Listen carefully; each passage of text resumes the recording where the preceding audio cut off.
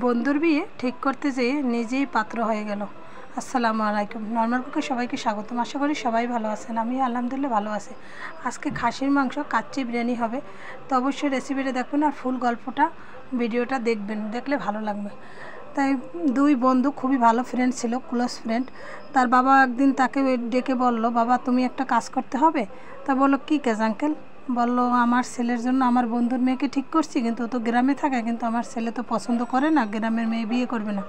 তুমি একটু যাও, গিয়ে একটু সেটা ম্যানেজ করো, ওখানেও ম্যানেজ করো, ওখানেও বন্ধুর মেয়ে শহরের ছেলেকে বিয়ে করতে চায় না, আর এদিকে তুমি দুজনের তুমি ম্যানেজ করো। বললো, আঙ্কেল ঠিক আছে, আমি যাব। ঠিকানা নিয়ে সে গ্রামে চলে গেল। গ্রামে গিয়ে যেই বসলো, তখনই পাত্রী এসে বলল, আমি এ ছেলেকে বিয়ে করব না। এ ছেলে কে? তখন সে বলল যে আমি তো ছেলে না। তখন তার মা বাবা বলে, ছেলের বন্ধু। ছেলের বন্ধুরই এই চেহারা, আর ছেলের আর কী চেহারা হবে? শহরের ছেলেরা কখনোই ভালো হয় না, তাদের অনেক রকম সম্পর্ক থাকে, আমি এই ছেলের বন্ধুকে বিয়ে করব না।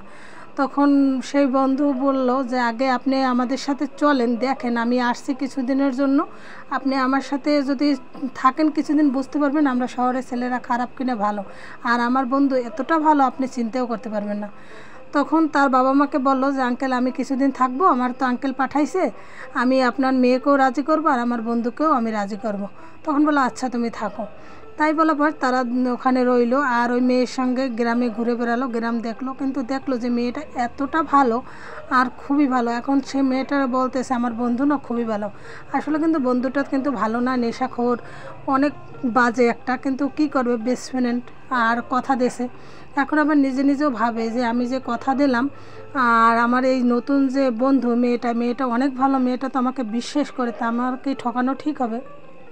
এই কথা বলার পরে নিজের কাছে প্রশ্ন করলো। আর মেয়েটার একটা ভাই ছিল, সে বলল যে ভাইয়া আপনি নিজের মনের কথা বলেন, নিজের মনের কথা আপনি যদি আপুকে না খুলে বলেন তাহলে তো আপু তো বিশ্বাস করবে না, আর আপু তো আমি জানি ভাইয়া আপু আপনাকে অনেক পছন্দ করে, আর আপনিও আপুকে অনেক পছন্দ করেন, তা আপনার বন্ধুর জন্য না করে আপনি নিজে বিয়েটা করে ফেলেন না। তখন ছেলেটা বলল, না এ কথাটা কি বললো, আমি আমার বন্ধুকে ঠকাতে পারবো না। সে বলল, আচ্ছা যেটা ভালো মনে করেন সেটাই করেন। আর ছেলেটা নিজে ভাবলো যে আমি যে কাজটা করতেছি সেটাকেই ঠিক করতেছে। তখন সে ভাবতেছে আর নিজে অনুতপ্ত হইতেছে। আর ওদিকে ছেলের বন্ধু তাকে ফোন দিয়ে বলে, কি মেয়েটা কেমন? বললো, মেয়েটা তো ভালো মেয়ে, সে কি পার্টিতে যেতে পারবে? তখন ছেলেটা বললো, তুই যে কি বলিস, এত ভালো একটা মেয়ে তুই তাকে পার্টিতে নিয়ে যাইতে চাস? কেউকে বউকে পার্টিতে নিয়ে যাইতে চায়? তুই এখনও ভালো হ। বল, আমি আর ভালো হয়েছে, আমি এইরকমই থাকবো, যদি মেয়েটাকে পছন্দ হয় তাহলে বিয়ে করবো, আর পছন্দ না হলে বিয়ে করবো না, বাবার পছন্দ আমার পছন্দ হবে না। এই কথা বলার পরে বলল, তুই এসে দেখ আগে মেয়েটা কেমন, তারপর তোর যদি ভালো না লাগে তাহলে তুই বিয়ে করিস না। তখন ছেলেটা তার বাবাকে নিয়ে ওখানে চলে আসলো। আর যেদিন তারা দুজনে আসলো সেদিন থেকেই ওই বন্ধুটার মন টন খারাপ হয়ে গেল। আর সে নিজে ভাবলো, আমি যে প্রতিশ্রুতি দিছি সেটাকে আমি ঠিক দিলাম মেয়েটাকে। মেয়েটা বলল, তুমি যদি বলো যে ওই ছেলেটাকে আমি বিয়ে করলে সুখী হব, তাহলে আমি ঠিক তোমার কথায় বিয়ে করব। তখন বললো, হ্যাঁ করতে পারো। আর এদিকে বন্ধুটা আসার পর থেকে ফোনে কার সাথে বেবি কথা বলতেছে, কথাটা আবার পাত্রী শুনে ফেললো। শুনে তাকে গিয়ে বলল যে আপনার বন্ধু না বেবি করতেছে, হয়তো বা কারোর সাথে সম্পর্ক আছে। তখন না ওর একটা ভাগ্নি আছে তো, ছোটো বাচ্চা, তাকেই বেবি করতেছে, তুমি কোনো চিন্তা করো না, তুমি বিয়ে রাজি হয়ে যাও। তখন বললো, আপনি আমার হাত ছুঁয়ে কসম দেন। তখন সে কি করবে তা চিন্তা করে বন্ধুর দিকে তাকিয়ে সে রাজি হয়ে গেল। সে বলল যে আচ্ছা তুমি বিয়ে করো, কোনো সমস্যা হলে আমি দেখব। আর এদিকে মেয়েটার ভাই এসে আবার বলল যে ভাই আপনি যে কাজটা করতেছেন না, সেটা আপনি দুজনেরই ঠগাইতেছেন। আমার বোন বিয়ের পর যখন জানবে যে সে এইরকম, তখন আপনাদের উপরে কিন্তু বিশ্বাস চলে যাবে, আর আপনি না পারবেন কিছু করতে, না পারবেন কিছু সইতে। তো এটা কি ঠিক কাজ হইতেছে? তখন ছেলেটা ভাবলো, আসলেই আমি ঠিক কাজ করতেছি না। তখন আঙ্কেলের কাছে গিয়ে বললো, আঙ্কেল আমি যে আপনার ছেলে কীরকম আমিও জানি আর আপনিও জানেন, আমরা যে এই মেয়েটাকে ঠগাইতেছি এটাকে ঠিক করতেছি, আপনি কথা বলেন মেয়েটার সাথে, যদি ও জেনে শুনে এইরকম ছেলেকে বিয়ে করতে চায় তাহলেই বিয়ে দেওয়া উচিত। তখন বল, না বাবা এই কথাটা বললো না, তুমি অনেক কষ্ট করে রাজি করছো, এই কথা শোনার পর আর ও মেয়েটা বিয়ে করতে রাজি হবে না, আর আমার বন্ধুর কাছে আমার নাক মুখ কাটা যাবে। এই কথাটা বলার পর বলল, আঙ্কেল কি করব আমি বুঝতে পারতেছি না। এদিকে মেয়েটা ছেলেটার ঘরে, বরের ঘরে আর কি নিয়ে গেল শরবত। তারপর নিয়ে গেল, এদিকে একটা ফোন আসছে আর ছেলেটা বাথরুমে ছিল। তখন সে ফোনটা তোলার পর শোনে একটা মেয়ে কণ্ঠে বলতেছে, তুই আমাকে ঠকিয়ে তুই আবার বিয়ে করতে গ্রামে গেছিস, তুই একটু আস, তোর খবর আছে। কথাটা শোনার পর সে তো বুঝে গেল যে ছেলেটা ভালো না, চুপ করে বসেছিল। ওই মুহূর্তেই ছেলেটার বন্ধু চলে আসলো, এসে বলল, কি হয়েছে তোমার? তখন বলল যে না কিছু না, আমি একটা কথা বলবো। বলেন কি কথা? বলছে, আমি আমার বন্ধুর নামে যেসব কথা বলছি একটাও ঠিক না, ও আসলে অন্যরকম, তুমি সব কিছু জেনে নাও।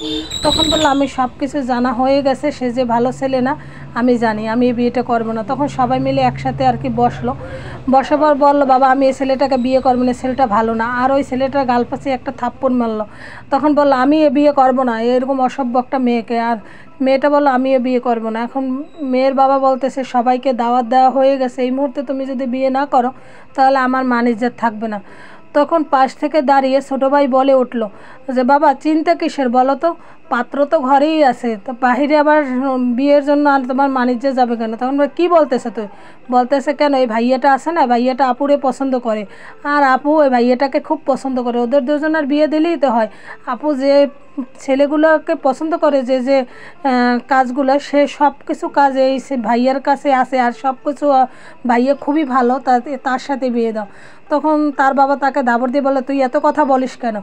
তখন পাশ থেকে বন্ধু বলল যে, ঠিক বন্ধু ঠিকই বলছে, এই ছেলেটা অনেক ভালো, আমার ছেলে ভালো না, আমার ছেলে যে খারাপ সেটা আমি জানি, ওকে পাঠাইছিলাম তবুও, কিন্তু যখন সব কিছু জানা হয়ে গেছে তুমি এই ছেলেটারে তোমার মেয়েটার দিতে পারো, আমার ছেলের সে 4 গুণ ভালো। আর এই ছেলেটার অর্থ সম্পদ কোনোটাই অভাব নেই, শুধু এর কোনো আত্মীয় স্বজন বলতে কেউ নেই, আমার কাছে আমাকেই আর কি পছন্দ করে, আর আমার কথা মতনই সে সব কিছু চলে, আর তার কোনো নেশাদ্রব্য হইতে কিছুই নেই।